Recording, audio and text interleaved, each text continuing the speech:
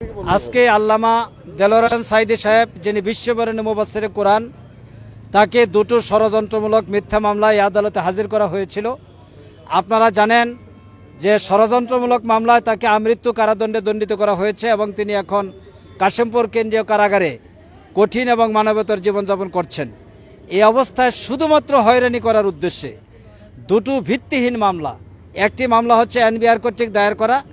এই মামলায় তথাকথিত অভিযোগ হচ্ছে তিনি নাকি কর ফাঁকি দিয়েছেন, অথচ অ্যাডমিনিস্ট্রেশনের পক্ষ থেকে তার কর ফাঁকি দেওয়ার জন্য তাকে কোনো শোকজ করা হয় নাই, তাকে কোনো নোটিশ জারি করা হয় নাই।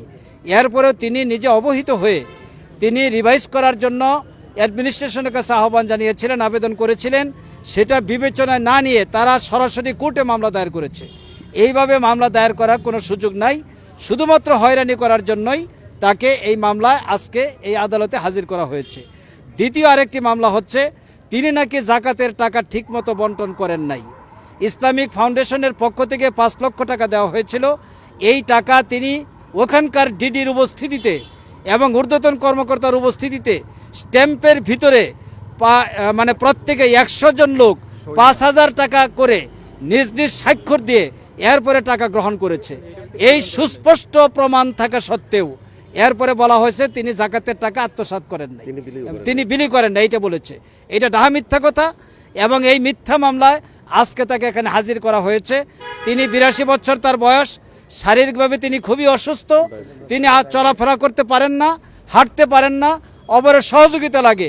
এই অবস্থায় তাকে যে কষ্টটা দেওয়া হলো এটা অত্যন্ত দুঃখজনক এবং বেদনাদায়ক। আমরা আইনজীবীগণ তা এই মিথ্যা মামলার বিরুদ্ধে এই আদালতে আমাদের বক্তব্য প্লেস করেছি। আদালত আগামী 28 তারিখে শুনানির দিন ধার্য করেছে।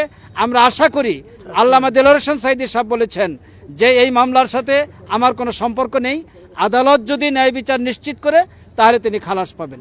তিনি দেশবাসীকে সালাম জানিয়েছেন এবং তার জন্য দোয়া করতে বলেছেন।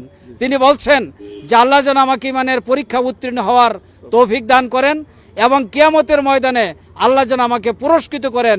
তিনি সারা বিশ্বের আলেম ওলামা, বাংলাদেশের জনগণ, আবামার জনতার কাছে তার সালাম পৌঁছেছেন। আসসালামু আলাইকুম ওয়া রাহমাতুল্লাহি ওয়া বারাকাতুহু।